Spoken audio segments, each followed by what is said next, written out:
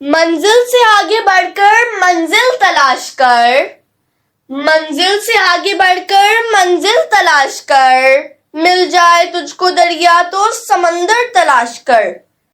ہر شیشہ ٹوٹ جاتا ہے پتھر کی چوٹ سے، ہر شیشہ ٹوٹ جاتا ہے پتھر کی چوٹ سے، پتھر ہی ٹوٹ جائے وہ شیشہ تلاش کر۔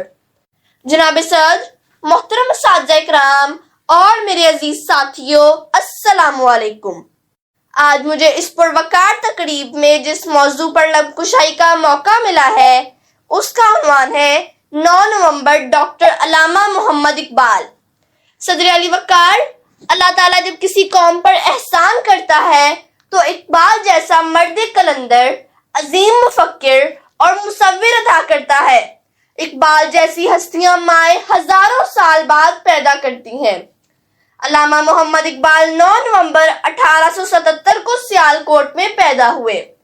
اس روز اقبال نے نہیں بلکہ ایک ایسی شخصیت نے جنم لیا جو آج بھی ایک عظیم کردار کی حیثیت سے زندہ ہے۔ ہزاروں سال نرگس اپنی بے نوری پہ روتی ہے، ہزاروں سال نرگس اپنی بے نوری پہ روتی ہے، بڑی مشکل سے ہوتا ہے چمن میں دیدہ ور پیدا۔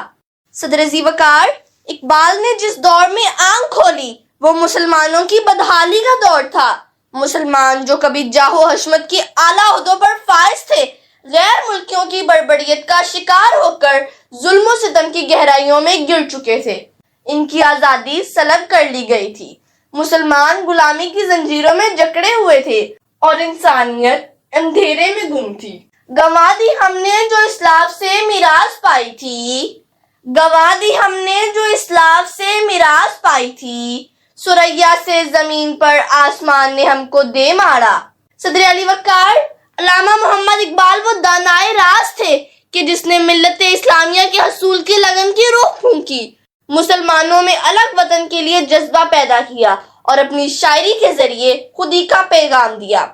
قائد اعظم کی بہادر اور دلیرانہ قیادت میں اقبال کے تصور کو قیام پاکستان سے حقیقت میں بدل دیا۔ علامہ اقبال نے مسلمانوں میں امید کی کرن بیدار کی اور جینے کا حوصلہ دیا۔ فرزند اسلام غفلت کی نیند میں سو رہے تھے۔ ایسی صورتحال میں اقبال کی سوچ آزادی کا ترانہ بن کر گونجی۔ خودی کو کر بلند اتنا کہ ہر تقدیر سے پہلے، خودی کو کر بلند اتنا کہ ہر تقدیر سے پہلے، خدا بندے سے خود پوچھے بتا تیری رضا کیا ہے۔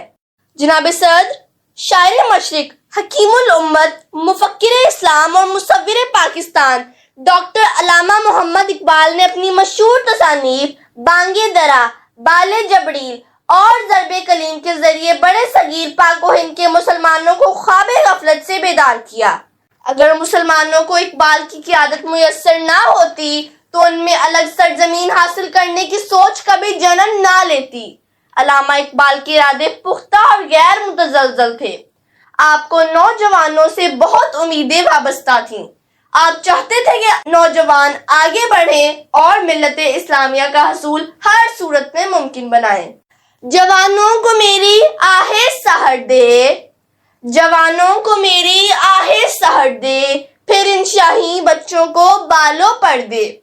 خدایا میری آرزو یہی ہے، خدایا میری آرزو یہی ہے، میرا نور بصیرت عام کر دے۔ صدر ذی وقار، علامہ اقبال ایک سچے عاشق رسول تھے۔ آپ مبلغ اسلام اور مصور پاکستان تھے۔ اقبال بزم ہستی کا انتخاب تھے اور عظیم مرد مومن تھے۔ قدرت ایسی ہستیوں کو تاریخ ساز کارنامے سر انجام دینے کے لیے منتخب کرتی ہے۔ آپ نے مسلمانوں کے لیے الگ وطن کی ضرورت کو محسوس کیا۔ علامہ اقبال نے 1930 میں اعلیٰ آباد کے مقام پر منعقد ہونے والے گول میز کانفرنس میں واضح طور پر 2 قومی نظریہ پیش کرتے ہوئے قیام پاکستان کا تصور دیا۔ آپ کی شاعری نے مسلمانوں میں ایک نیا ولولہ اور جوش پیدا کیا۔ نہیں تیرا نشیمن کسرے سلطانی کے گنبد پر، نہیں تیرا نشیمن کسرے سلطانی کے گنبد پر، تو شاہی ہے بسیرا کر پہاڑوں کی چٹانوں میں۔ صدر علی وقار، علامہ اقبال مفکر اسلام اور مصور پاکستان تھے۔ آپ یہ چاہتے تھے کہ بڑے صغیر کا ہر مسلمان ایمان کی تفسیر بنے. آپ نے